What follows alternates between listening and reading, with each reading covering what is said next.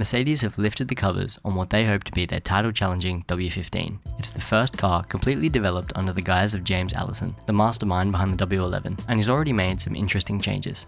Starting out with the livery. I like it.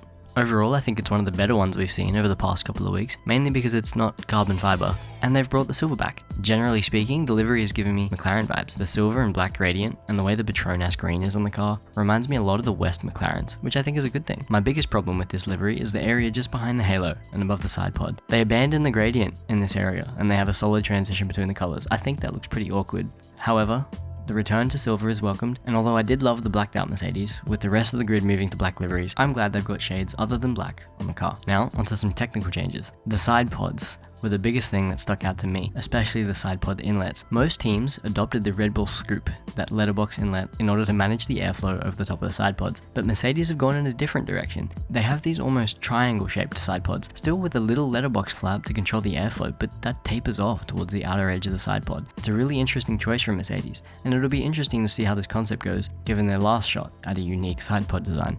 I think the constant trend of Mercedes going in unique directions is spurred on by the fact that unlike other teams who maybe aren't necessarily trying to win a championship in the immediate future, they realize that they can't beat Red Bull at their own game, and they need to find a different working concept in order to actually be able to close the gap to Red Bull. Whether this pays off this year, only time will tell, but I'm sure for Lewis's final year with the team, they'll want to win an 8th championship with him. Speaking of Sir Lewis Hamilton, one of his biggest demands through these new regulations has been the position of the cockpit on the cars. He's been quite vocal about the fact that they are too far forward compared to the rest of the grid. This recommendation appears to have finally been implemented in the W15, and so if the other developments that Mercedes have obviously made result in the gains that they are claiming they will see, will Lewis Hamilton be comfortable enough in the W15 to take the fight to Max Verstappen, who, at the moment, is untouchable? Overall, Mercedes seem to be optimistic for their year ahead. Lewis Hamilton will be pushing for that 8th title, his 7th with Mercedes, and it's only a matter of time until we find out whether it's all talk or if Mercedes will return to winning ways in 2024.